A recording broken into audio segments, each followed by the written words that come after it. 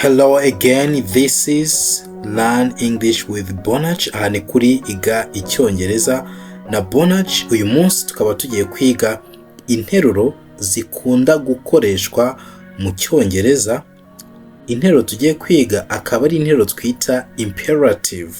Interuro ziri imperative ni za interuro dukoresha hari nk'ikintu uri gusaba cyangwa se uri gutanga igitekerezo. Izo nizo twita imperative cyangwa se hari ikintu uri gutanga. Okay? Those are called imperative sentences. Tuzita imperative kari interuro zitegeka kubera ko ntago ziba zitangijwe na subject cyangwa se ngenga. Tugiye kuba tureba izi interuro zigiye zitandukanye ndetse zikunda kugaruka mu Cyongereza wakifashisha uri kuvuga Icyongereza. Izi nteruro zose tugiye kwiga wazisanga mu gitabo Interuro 5000 z'Icyongereza. Ugikeneye watuvugisha kuri 0780293112 tukagufasha kukibona. Please don't wait for me. Please don't wait for me. Ndagusabye ntuntegereze. Ariko byanavuga ngo ndabasabye ntimuntegereze. Please don't wait for me. Izi ni interuro ziri imperative. Ni interuro zishobora dukoresha ari nko gutanga inama cyangwa se hari icyo turi gusaba cyangwa se turi gutanga nk'amategeko. Izo twita imperative sentences. Interuro ziba zidatangizwa na pronoun cyangwa se insimbura zina cyangwa se ngo zitangirwe n'izina. Okay? Next phrase is please drive faster. Please drive faster. Ndagusabye twara wihuta cyangwa se twara vuba. Drive faster. Please drive faster. Next is please drive slowly. Please drive slowly. Ndagusabye twara buhoro.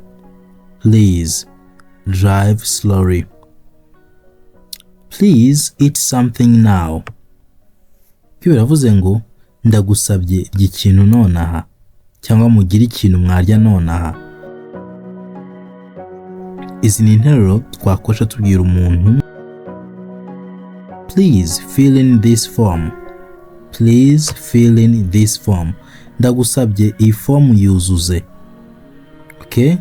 Nkuko ujya kwa muganga cyangwa se n'ahandi hari nk'urupapuro ari amakuru ugomba kuzuzamo yawe bakubwira ngo please fill in this form. Iyi form yuzuze. Please follow me. Please follow me ni kuvuga ngo ndagusabye nkurikira cyangwa ndabasabye munkurikire. Please follow me. Please forgive me. Please forgive me. Ndagusabye mbabarira cyangwa se ndabasabye mumbabarire. Please forgive me. Please get in the car. Please get in the car. Ndagusabye injira mu modoka cyangwa ndabasabye ninjire mu modoka. Please get off the train. Please get off the train. Ndabasabye nimusohoke muri gari ya moshe cyangwa ndagusabye sohoka muri gari ya moshe. Please get off the train. Please get on the train. Please get on the train. Byo no kuvuga ngo ndagusabye injira muri gari ya moshe cyangwa ndabasabye mwinjire muri gari ya moshe. Please get out of the car. Please get out of the car. Ndagusabye soka mu modoka cyangwa ndabasabye musoke mu modoka.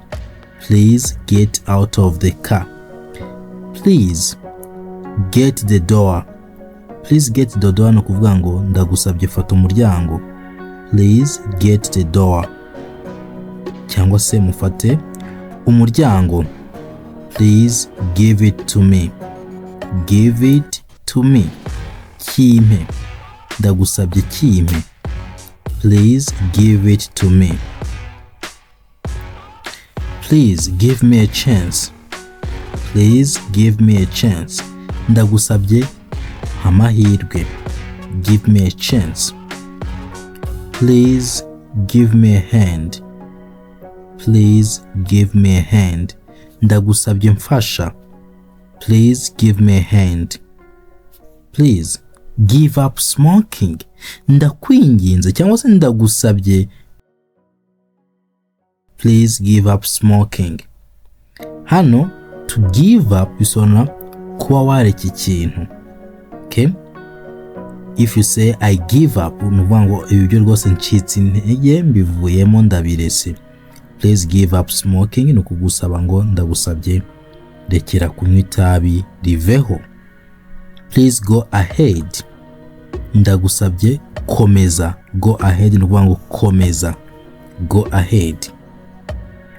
Please go to hospital. Please go to hospital ni ukuvuga ngo ndagusabye jya kwa muganga. Please go to hospital. Please hang up the phone. To hang up the phone ni ukuvuga ngo gukupa telefone. Ibyo to hang up the phone. Ndagusabye kupa telefone. Please hang up the phone. Please have a drink. Please have a drink ni ukuvuga ngo ndagusabye fata icyo kunywa. Please have a drink. Cyangwa se mufata icyo kunywa. Please have a drink. Please help yourself. Iyo tuvuze ngo help yourself ni ukuvuga ngo ihereze, isavinge. Niba hari ibyo kunywa, niba hari ibyo kurya, uvuga ati genda wihereze. Help yourself. Please hold it for me. Ibyo biravuze ngo iki ukimfashije. Please hold it for me. To hold ni ugufata. Hold it for me uvuga ngo ukimfashije. Please hold it for me. Please hold the line. Please wikupa telefone. Please hold the line. Ndagusabye wikupa. Ni nkuko uvugana n'umuntu ukamubwira ati uretse gukupa. Please hold the line. Please hurry up. Yo no kuvuga ngo ndagusabye ihuta cyangwa se gira vuba cyangwa mugire vuba. Please hurry up. Next one is please just do it. Ndagusabye bikore. Please just do it. Ndakwinginze bikore cyangwa se ndabasabye mubikore. This brings us to the end of our lesson today. Reka tukubwire yuko uzakomeza kubona andi masomo agufasha kwiga icyongereza.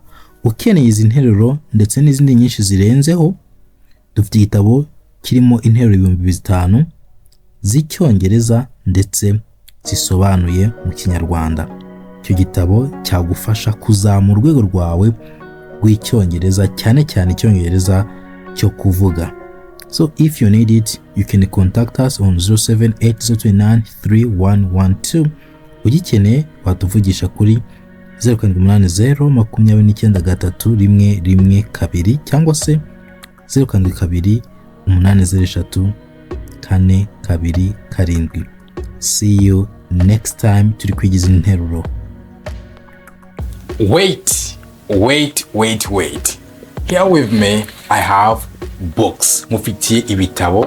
This is vocabulary book. Igitabo kirimo inyunguramagambo z'icyongereza ndetse n'ikinyarwanda.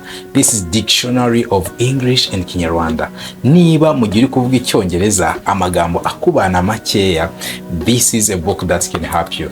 Igitabo cyagufasha mu gihe uri kuvuga, ntabwo ukeneye kuba uri gutekereza ijambo ugiye gukoresha. You have to keep speaking, and this is the book that will help you with that. Iki gitabo kizagufasha ibyo.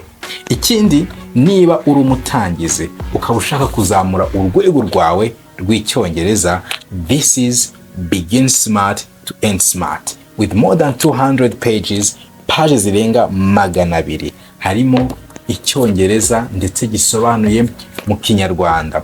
200 pages, harimo amasomo yibanze yose ku muntu ushaka gutangira ku Icyongereza, ateguye neza ku buryo wumva ibyo uri kwiga ukabisobanukirwa. Iki gitabo niyo waba usanzwe uzi Icyongereza ushaka kuvuga ngo reka nige Icyongereza none nkihereye mu mizi, cyagufasha.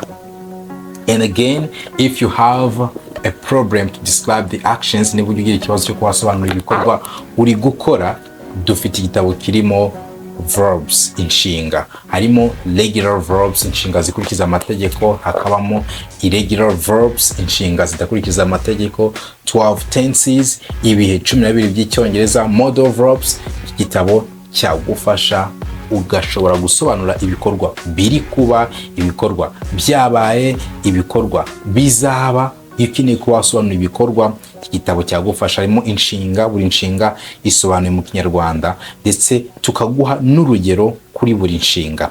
This book can help you to describe the actions. Tukaba tugufite igitabo kirimo dialogues, ibiganiro. Iki gitabo kirimo dialogues, ibiganiro by'Icyongereza ndetse bisobanuye no mu Kinyarwanda kuri topics zigiye zitandukanye, ku ngingo zigiye zitandukanye. Iki gitabo cyagufasha kuko iyo tuvuga dukoresha ibiganiro. Iki gitabo rero kirimo ibiganiro ndetse bisobanuye mu Cyongereza no mu Kinyarwanda. If you need one of our books, ubaye ukeneye kimwe muri ibi bitabo cyangwa se byose ukaba ubikeneye, watumenyesha kuri 0780 29 3 1 1 2.